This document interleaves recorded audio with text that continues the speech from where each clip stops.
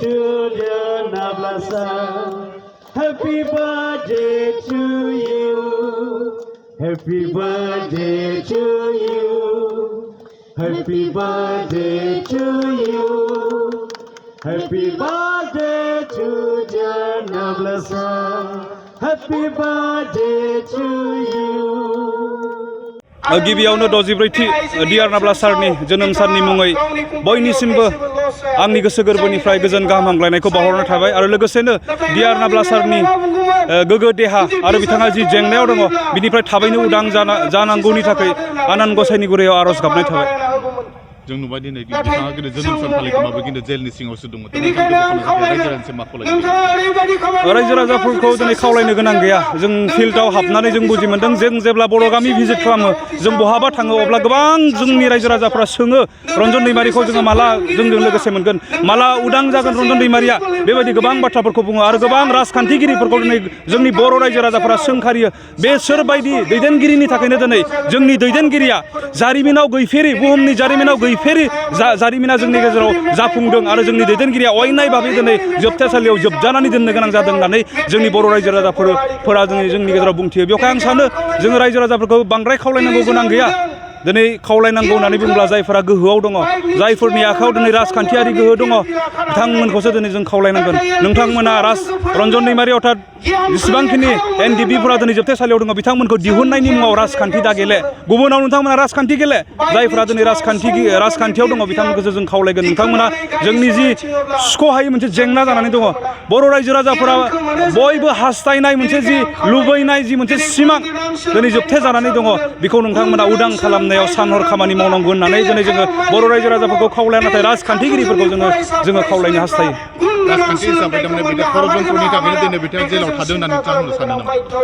दिनै सिदा बाथ्रा जोङो गोरोबथा माखौ बुङो थ' हमनानै ला नोंदों आंदों नांलायबाय जोंनि गेजेराव गोरोबनाय फैनांगौबा आं नोंथांखौ क्षमा होनांगोन नोंबो आंखौ क्षमा होनांगोन अब्लासो जोङो गोरोबलायनो हागोन थ' बेबायदिनो दिनै जोंनि गेजेराव 2020 मायथाइनि 27 जानुवारियावनो गोरोबथाया जालांबाय थ' भारत हादर आरो एनडिएफबि अर्थात बर' हारिनि गेजेराव जि मोनसे गोरोबलायि जोंनि गेजेराव जि मोनसे एनआइनि जादोंमोन जि मोनसे दावहा जादोंमोन बे दावहाया दिनै गोरोबनायाव फैबाय नाथाय बियो 100% गोरोबथायाव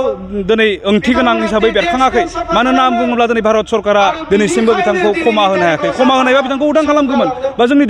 दैदेनगिरि जोंनि लोगोफोर जायफोरा दिनैसिमबो जोबथेसालियाव दङ बिथांमोनखौ दिनै क्षमा होआखै स' गोरोबथाया दिनै इनकमप्लिट बा मिनिंलेस दिनै जानानै दङ स' गोरोबनांगौब्ला जोङो क्षमा होज्लायनांगोन भारत सरकारा जोंनि सायाव बर' हारिनि सायाव बा एनडिएफबिनि सायाव जि गोरोन्थि मावदोंमोन बेखौ एनडिएफबिया मालाबानो क्षमा होबाय जोङो डिसबेन्ड खालामबाय जोंनि गथै सिस्टेमखौ जोङो सिफायजोब्बाय जों गावबा गाव न'आव थांबाय जों क्षमा होबाय नाथाय सोरखारा दिनै क्षमा होआखै थ' दिनै सोरखारखौ सोर सालायो जायफोरा राजखान्थिगिरि जायफोरा गोहोआव दङ दिनै बिथांमोनानो सोरखारखौ सालायबा हादोरखौ दैदेनो दिनै बिथांमोननिफ्राय जों क्षमा मोननांगौमोन मोनाखै बेवहाय जों सिदायै बुंनो हायो जे जोंनि जि गोरोबथानि उनावबो जाय गोरोबथाखौ सान्तिनि गोरोबथा होननानै बुंदों बे गोरोबथानि उनावबो दिनै जोङो रंजानो हायाखै सान्तिखौ मोनाखै स' बेजों जों सिदा बुंनो हायो बिथांमोना दिनै जोबथेसालियाव थानायाव राजखान्थिगिरिफोरनिनो आखाइ दङ होननानै जोङो सिदायै बुंनो हायो बिथांमोना एनडिएफबि फराम हिसाबै दिनै जिहेतु केसनि बेलायाव माबायदि आवगायदों जोंनिफ्राय जोङो सानहर नाजादों 2019 मायथाइयावनो रन्जन सारखौ फार्स्ट ट्रेकआव लाबोनानै कनभिक्ट खालामदों बे समाव जोंहा आफाद दंमोन लवार कर्टआ कनभिक्ट खालामनाय लोगो लोगोनो जोङो हाइ कर्टआव बिनि केसखौ जुजिनो थाखाय जों सानहर जों खामानि मावदों एनडिएफबिआ बे समाव सिस्टेमाव दङमोन संगठन हिसाबै दङमोन जों संगठन भाबे जोङो एडभकेट हमनानै एडभकेटनि फिफोरखौ जों होनानै जोङो केसखौ खारथाय होदोंमोन खाफाल गाज्रि गोदाव सोरावै हाखु दाखुयै 2020 मायथाइनि 27 जानुवारियाव गोरोबथाया जानानै होबाय आफादखौ सिफायनो गोनां जाबाय नाथाय जोङो रन्जन दैमारिजों दैदेनजानाय ग्रुप हिसाबै जोङो उदालगुरि जिल्लाया जोङो वेलफेयार ससाइटि जों दानानै लादों आरो बे ससाइटिनि गेजेरजों जोङो हाइ कर्टनि एडभकेटनि फि जिखिनि रांखावरि नांगौ जायो जों गासैखौबो बर' गामि गामि लाइजामनि गेजेरजों अनसुंथाइ बिनानै जोङो गुवाहाटि हाइकर्टखौ जों सलायहोदों स' बेबायदियै जोङो